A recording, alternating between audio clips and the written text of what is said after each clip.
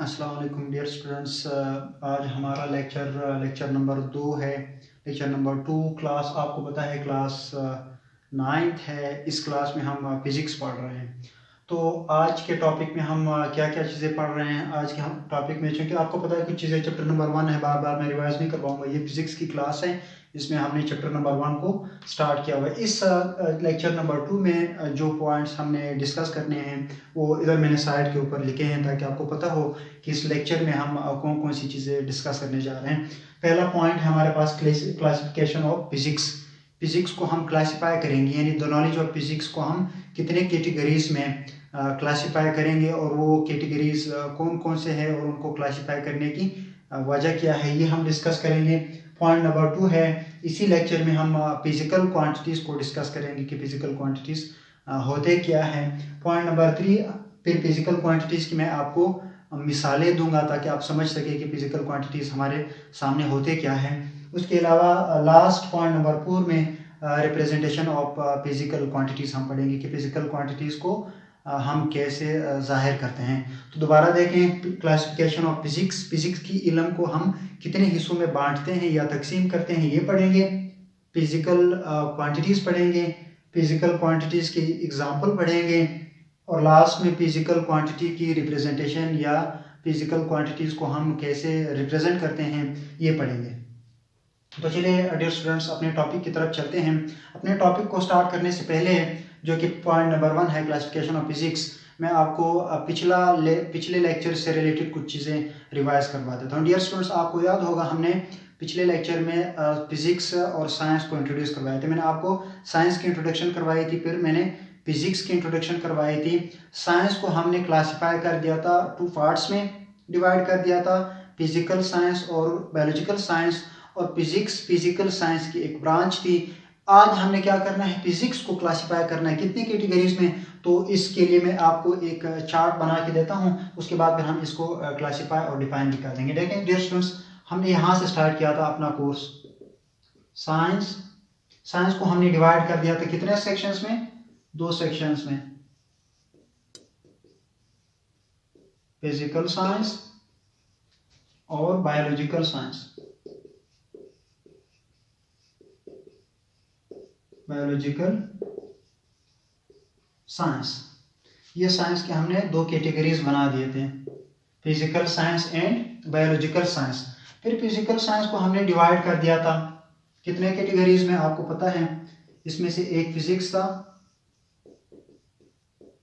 Chemistry,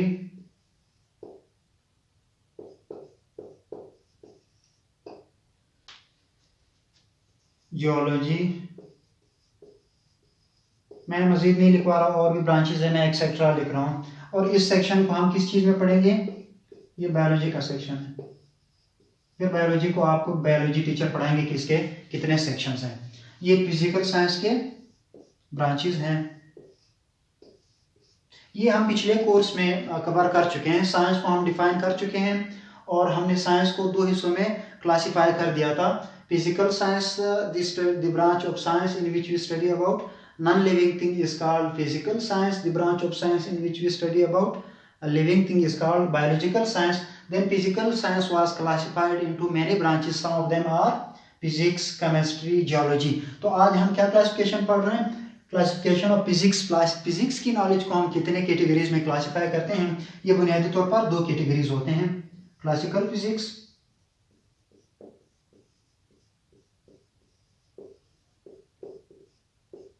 और modern physics. Modern physics, तो ये किसके ब्रांचेस है, फिजिक्स। अब हमने फिजिक्स की क्लासिफिकेशन कर दी। फिजिक्स या the knowledge of physics is classified into 2 categories.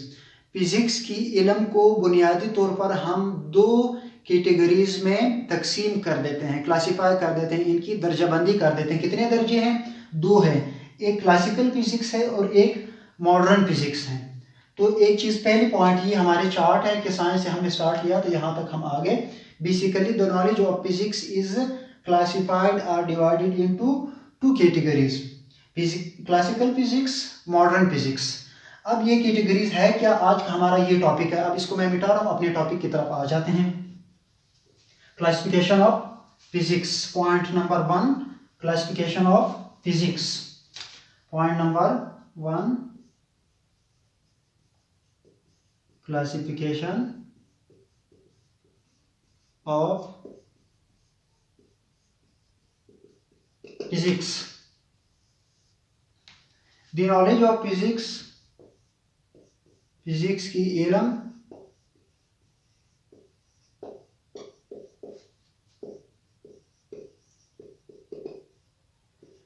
is basically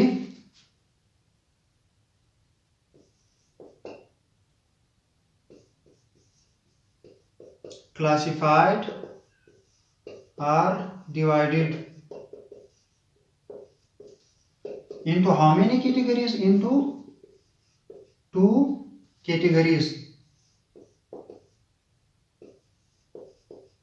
into 2 categories. कौन कौन से कैटेगरीज है? Classical physics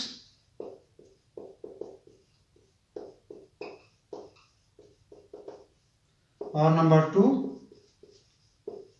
modern physics. Physics की इल्म को हम कितने हिस्सों में डिवाइड कर देते हैं? 2 हिस्सों में, क्लासिकल फिजिक्स और मॉडर्न फिजिक्स। अब हम डिफाइन करेंगे क्लासिकल फिजिक्स क्या होता है और मॉडर्न फिजिक्स क्या होता है। क्लासिकल जो है रिवायती और मॉडर्न जदीद, मॉडर्न फिजिक्स और क्लासिकल फिजिक्स। अच्छा डियर स्टूडेंट्स, जब से इंसान ने साइंस की फिजिकल ब्रांच या फिजिक्स को पढ़ना स्टार्ट किया है, उस वक़्त से लेके 19वीं सदी के आखिर तक, यानी up to the end of 19th century, from the start till the end of the 19th century, जब से फिजिक्स स्टार्ट हुआ है उस वक़्त से लेके 19वीं सदी के आखिर तक जो फिजिक्स पढ़ी जाती थी, ये कौन सी फिजिक्स थी? ये क्लासिकल फिजिक्स थी। अब 19वीं सदी के आखिर तक साइंटिस्ट बिलीव करने लगे कि फिजिक्स में जितनी भी चीज़ें हैं वो तकरीबन हमने सारे डिस्कवर्ड कर लिए हैं। तो फिजिक्स के लॉज जितनी भी चीज़ें थी, न्यूटनियन फिजिक्स, ये सब कुछ एक्सप्लेन हो चुका था। लेकिन जैसे ही 19वीं सदी का अख्तिताम हुआ, 20वीं सदी जो है स्टार्ट होने लगी, बिल्कुल 20वीं सदी के आखिर में साइंटिस्ट ने कुछ ऐसे फेनोमेनाज डिस्कवर्ड कर लिए कि वो फेनोमेनाज क्लासिकल फिजिक्स की बुनियाद पर या क्लासिकल फिजिक्स की लॉज के ऊपर एक्सप्लेन नहीं किया जा सकता था। यानी 20वीं सदी की जो फिजिक्स थी उसमें कुछ चीज़ें मैं आपको ओरली बता देता हूँ, बाद में भी मैंने आपको कुछ चीज़ें बतानी थी। तो जैसे ही 20वीं सदी स्टार्ट हो गई, यानी 1901 एंड ऑनवर्ड, 1901, उस वक़्त साइंटिस्ट ने कुछ फेनोमेनास जैसे black body radiation, photo electric effect, Compton effect, fear production etcetera, इस तरह के फेनोमेनास को इस क्लासिकल फिजिक्स की बुनियाद पर एक्सप्लेन नहीं किए जा सकते थे। तो वहां से जो नया फिजिक्स स्टार्ट हुआ था, उस फिजिक्स को नाम दिया गया मॉडर्न फिजिक्स। क्लासिकल फिजिक्स क्या है? स्टार्ट से लेके 19वीं सदी के आखिर तक जो फिजिक्स पढ़ा जाता था, उस फिजिक्स को क्लासिकल फिजिक्स कहते हैं। और जब 19वीं सदी का इख्तिताम हुआ तो वहाँ पर कुछ ऐसे फेनोमेनास या कुछ ऐसी चीज़ें डिस्कवर्ड हो गई थी जिनको इस फिजिक्स या फिजिक्स की इन लॉज के ऊपर एक्सप्लेन नहीं किया जा सकता था। तो 20वीं सदी से और 20वीं सदी के बाद जो फिजिक्स स्टार्ट हुआ, उस फिजिक्स को हम क्या कहते हैं? मॉडर्न फिजिक्स कहते हैं। तो इसकी छोटे से डेफिनेशन लिख देते हैं। Classical physics, classical physics, the physics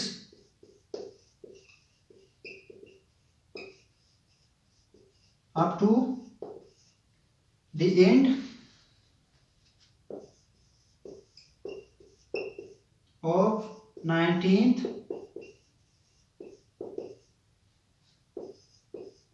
century is called classical physics. The physics up to the end of 19th century, 19वीं स्टार्ट से लेके 19वीं सदी के आखिर तक की जो फिजिक्स थी, उस फिजिक्स को क्लासिकल फिजिक्स कहते हैं। अब 19वीं सदी से मुराद क्या है, इस चीज़ का आप खास ख्याल रखें। 19वीं सदी हमारे पास ये होती है 1801, फ्रॉम 1801 टिल 1900, टू 1900, ये क्या होती है, ये 19वीं सदी। इस चीज़ का ख्याल रखें, ऐसा ना हो कि आप कह दें 1900 यानी 1900 के बाद स्टार्ट होने वाली सदी कौन सी है, 19th सेंचुरी। इस चीज़ का ख्याल रखें, century from 1801 to 1900 that is 19th century. और इससे पहले 1801 से पहले और 1900 तक की या 1900 तक की जो फिजिक्स थी, ये फिजिक्स क्लासिकल फिजिक्स थी। इसी तरह 1901 यानी 1901 से लेके 2000 तक की जो सेंचुरी होगी, ये क्या होगी, ये 20th सेंचुरी होगी। और आजकल क्या चल रहा है, आजकल 2020 चल रहा है, यानी 2000 से 3000 तक, 2001 से लेके 3000 तक जो सेंचुरी होगी, इसको हम क्या कह रहे हैं, अभी 2020 है ना, 2020 है, लेकिन इसको हम क्या कह रहे हैं, 21st सेंचुरी, ये 21वीं सदी, हालांकि 2020 चल रहा है। सो 2001 से लेके 3000 तक की जो सेंचुरी है that is called 21st century. 1901 से लेके 2000 तक की जो सेंचुरी है दैट इज 20th सेंचुरी। और स्टार्ट से लेके या 1801 से लेके 1900 तक की जो सेंचुरी है that is 19th century. This is 19th century, 19th century. इस चीज का आप ख्याल रखें। उसके बाद 20th सेंचुरी क्या होगी, 1901 से लेके 2000, ये क्या होगा, 20th सेंचुरी। और इसी तरह 2001 से लेके 3000 तक की जो सदी होगी that will be called 21st century. अब चलते हैं किस फिजिक्स की तरफ, मॉडर्न फिजिक्स की तरफ। मॉडर्न फिजिक्स क्यों इंट्रोड्यूस करवाना पड़ा डियर स्टूडेंट्स, मैंने आपको पहले बता दिया था कि 19वीं सदी के स्टार्ट से यानी 1901 से ऐसी चीज़ें डिस्कवर कर ली गई थी कि जो क्लासिकल फिजिक्स की बुनियाद पर एक्सप्लेन नहीं किया जा सकता था, जैसे photo electric effect, Compton effect, pair production, black body radiations को क्लासिकल फिजिक्स की असूलों या क्लासिकल फिजिक्स की लॉज के ऊपर एक्सप्लेन नहीं किया जा सकता था। तो 20वीं सदी की जो फिजिक्स और ऑनवर्ड जो फिजिक्स है, उस फिजिक्स को क्या कहते हैं, मॉडर्न फिजिक्स कहते हैं। तो डिफाइन कर देते हैं, modern physics,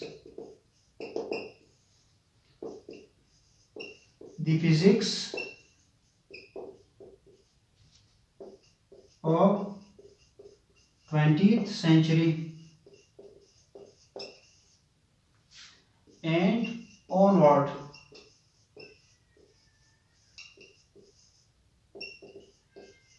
is called modern physics.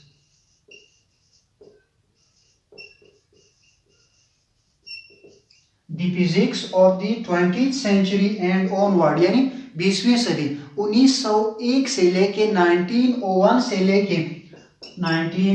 से लेके और जो जारी फिजिक्स है, इस फिजिक्स को हम क्या कहते हैं, modern physics. The physics of the 20th century, 1901 से लेके आगे की जो फिजिक्स है, उस फिजिक्स को क्या कहते हैं, modern physics. Dear student, classical physics और मॉडर्न फिजिक्स को हमने मजीद मुख्तलिफ कैटेगरीज में डिवाइड किया गया है, जो कि किताब की पेजेस के साइड के ऊपर गिवन है। उनको मैं यहाँ पर एक्सप्लेन नहीं करूँगा, उसको क्लास में मैंने आपको एक्सप्लेन करवाया था। जैसे classical physics, sound physics, classical physics का ब्रांच है mechanics, atomic physics, electricity and magnetism, light, ये सारे किस चीज़ के ब्रांचेस हैं, क्लासिकल फिजिक्स के ब्रांचेस। इसी तरह मॉडर्न फिजिक्स के ब्रांचेस कौन से हैं, न्यूक्लियर फिजिक्स, पार्टिकल फिजिक्स, हमारे पास जो है वो solid state physics, plasma physics, ये मॉडर्न फिजिक्स के ब्रांचेस हैं। नेक्स्ट ये हमारा topic point number 1 classification of physics complete हो गया। Classification of physics, physics is basically classified into 2 categories, modern physics and classical physics, को मैंने आपको तफसील के साथ एक्सप्लेन करवा दिया। पॉइंट नंबर 2 क्या है, फिजिकल क्वांटिटीज। अब हम क्या डिफाइन करेंगे, फिजिकल क्वांटिटीज को डिफाइन करेंगे, ये हमारा पॉइंट नंबर 2 है।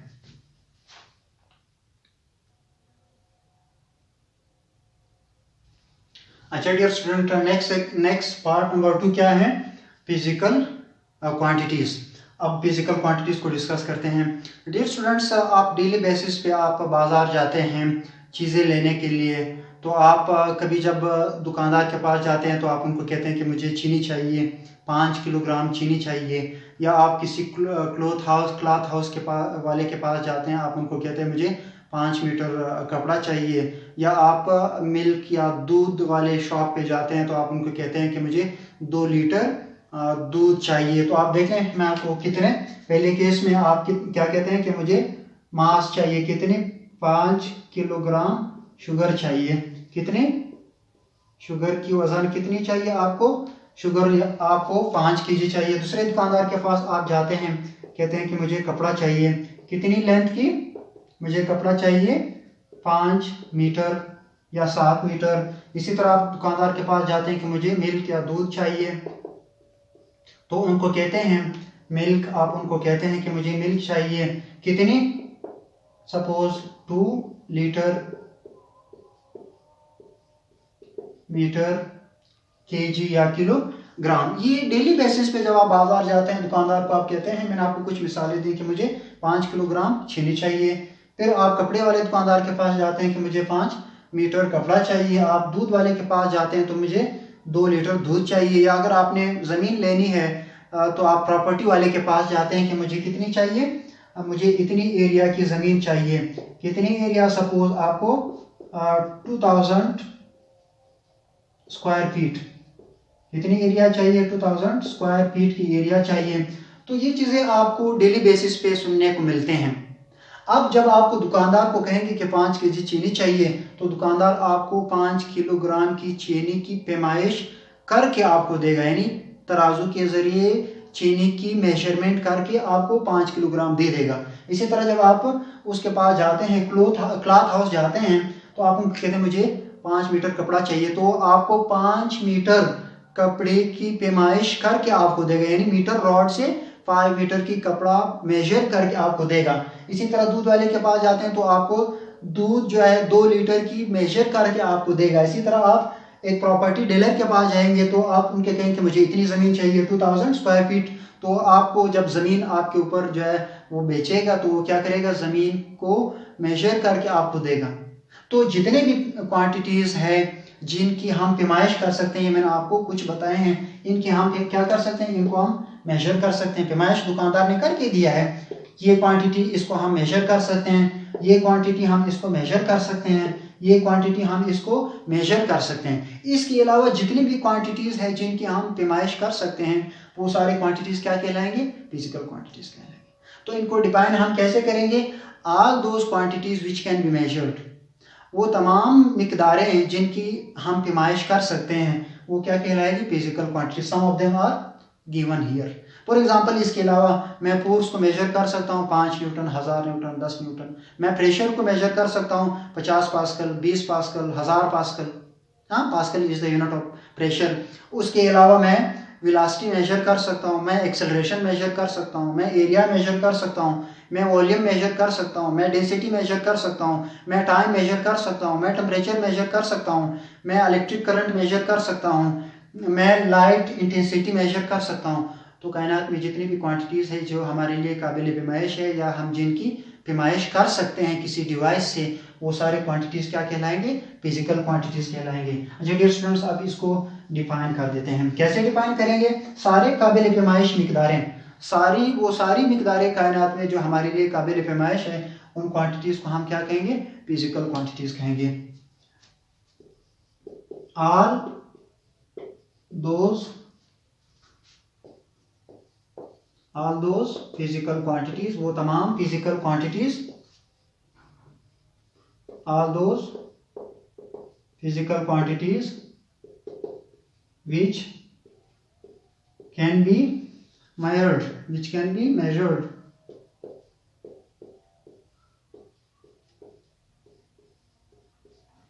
all those quantities हैं, all those quantities which can be measured are called physical quantities.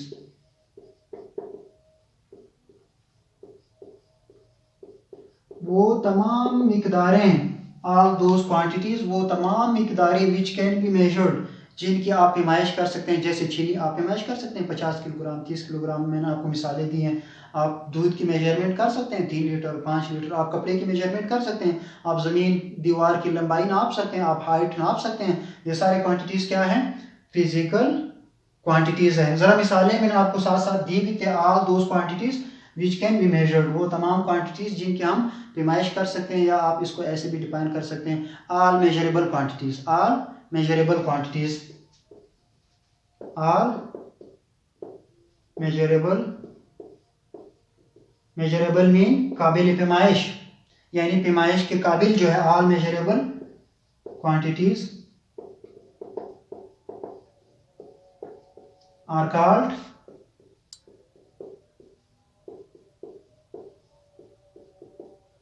physical quantities। वो तमाम काबिल पैमाइश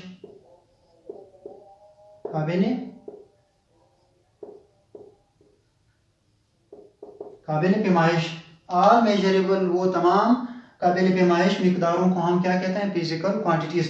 पॉइंट नंबर 3, फिजिकल क्वांटिटीज की मिसालें, एग्जांपल्स ऑफ फिजिकल क्वांटिटीज। अच्छा डियर स्टूडेंट्स, मिसालें मैं साथ साथ देता रहा हूँ, आपको पहले से पता है। जैसे मास, वजन को हम मेजर कर सकते हैं। चीनी की आपको बताई थी वजन 5 kg 10 kg। इसी तरह आप वॉल्यूम मेजर कर सकते हैं, मैंने दूध की बताई थी आपको वॉल्यूम। इसी तरह आप लेंथ मेजर कर सकते हैं, लंबाई मैंने आपको कपड़े की बताई थी। इसी तरह आप एरिया मेजर कर सकते हैं, ये फिजिकल क्वांटिटी। फोर्स आप मेजर कर सकते हैं, फिजिकल क्वांटिटी। आप प्रेशर मेजर कर सकते हैं, फिजिकल क्वांटिटी। इसी तरह आप टाइम मेजर कर सकते हैं, फिजिकल क्वांटिटी। टेम्परेचर मेजर कर सकते हैं, फिजिकल क्वांटिटी। तो ये सारे क्वांटिटीज क्या है? काबिल पैमाइश है, ETC वगैरह वगैरह। ये सारे क्वांटिटीज मैंने आपको कुछ बताए हैं, इसके अलावा भी बहुत सारे क्वांटिटीज है साइंस में जिनकी हम मेजरमेंट कर सकते हैं। वो सारे क्वांटिटीज क्या है?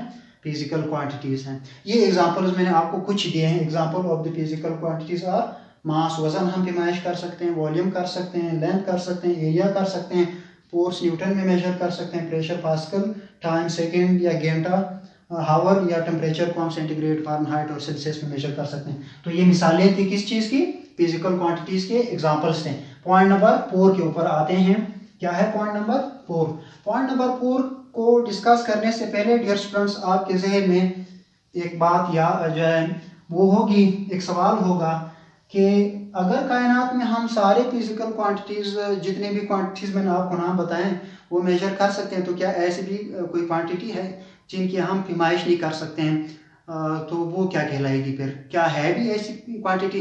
जी बिल्कुल डियर स्टूडेंट्स, ऐसी भी क्वांटिटीज़ होते हैं जिनकी हम पैमाइश नहीं कर सकते। उन क्वांटिटीज़ को हम क्या कहते हैं? Non physical quantities. क्योंकि ये कोर्स में नहीं है, जस्ट नॉलेज के लिए मैं आपको एक छोटा सा डिफिनेशन लिखवा देता हूँ। Non physical quantities, non-physical quantities, non-physical quantities, all those physical quantities which cannot be measured, all those quantities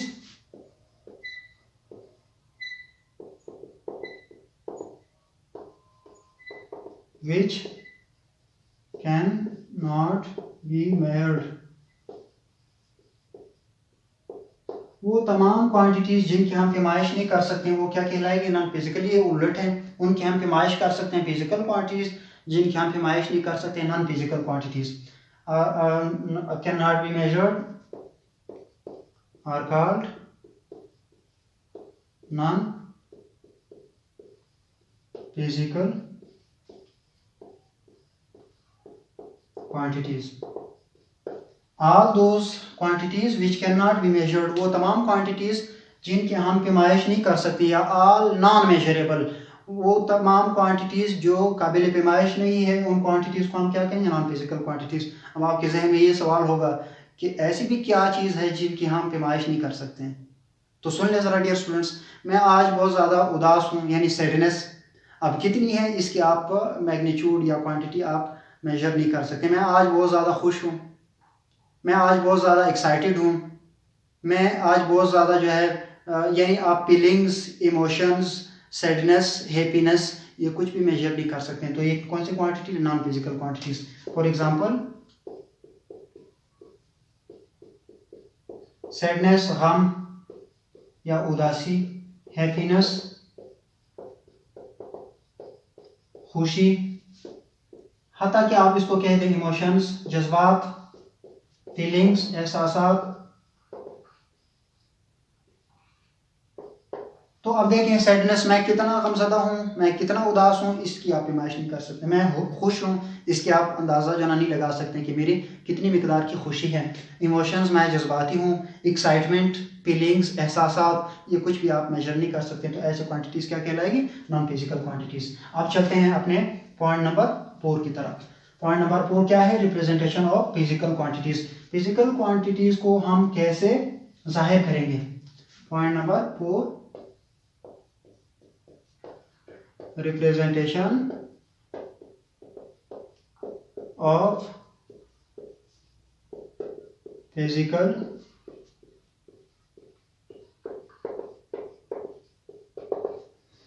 quantities को हम कैसे जाहिर करेंगे? Representation of physical quantities. Dear students, physical quantities को जो है ना हम एक नंबर से जाहिर करते हैं और उसके साथ एक यूनिट लगाते हैं।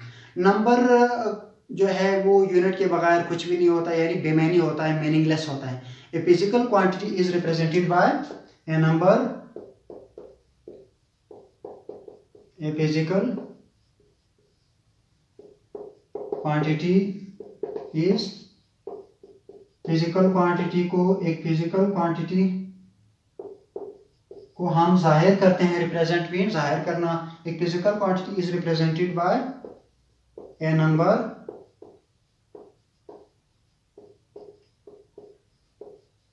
फॉलोड बाय, यानी जिसके बाद हम लगाते हैं, followed by a proper unit.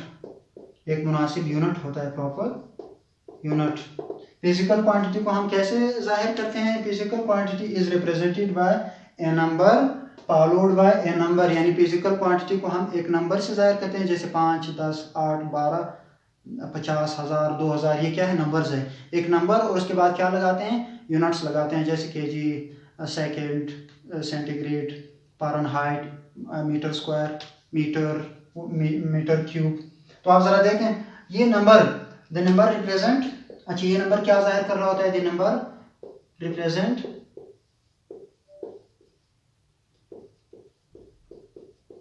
Number क्या जाहिर कर रहा होता है फिजिकल क्वांटिटी के अंदर? द नंबर रिप्रेजेंट साइज और मैग्नीट्यूड ऑफ फिजिकल क्वांटिटी, और magnitude of physical quantity.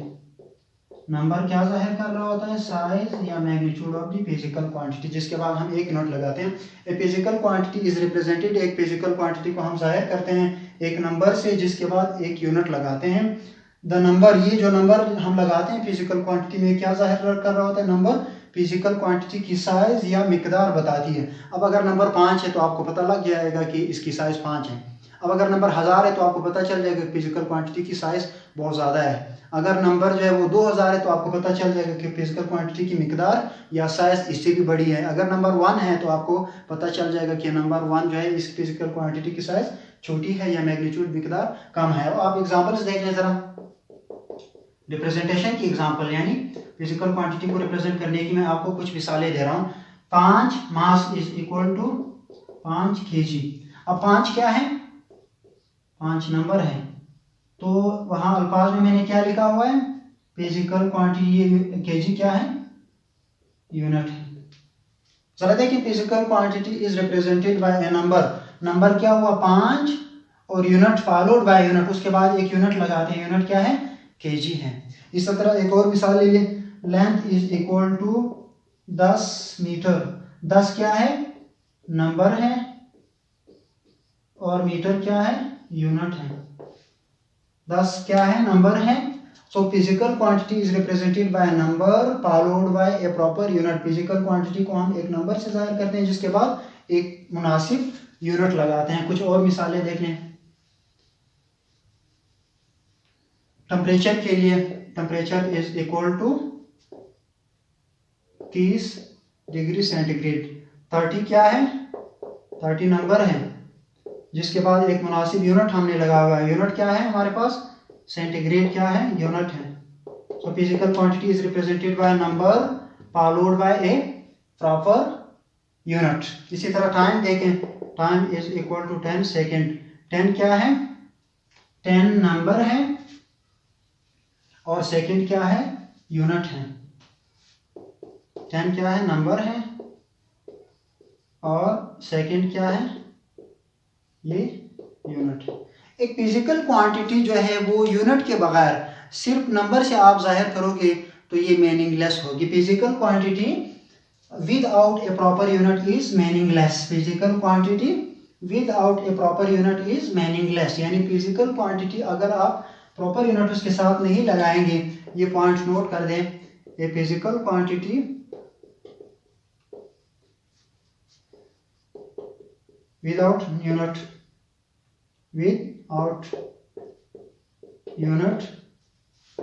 is meaningless। बेमतलब यानी बेमानी होती है।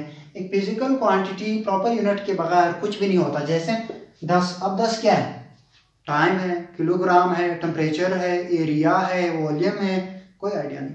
तो ये फिजिकल क्वांटिटी को आप सिर्फ नंबर से जाहिर करेंगे, उसके साथ प्रॉपर यूनिट नहीं लगाएंगे, तब तक वो नंबर आपको कोई भी मालूमात नहीं देगा।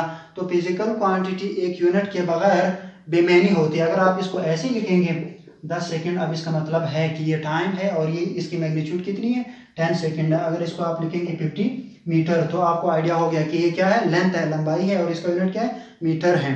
तो फिजिकल क्वांटिटी को अगर आप यूनिट के बगैर लिखेंगे तो ये क्या होगा, मीनिंगलेस होगा। ये हमारा लेक्चर नंबर 2 था। जब तक हम नेक्स्ट लेक्चर रिकॉर्ड करवाते हैं तब तक के लिए खुदा हाफिज़।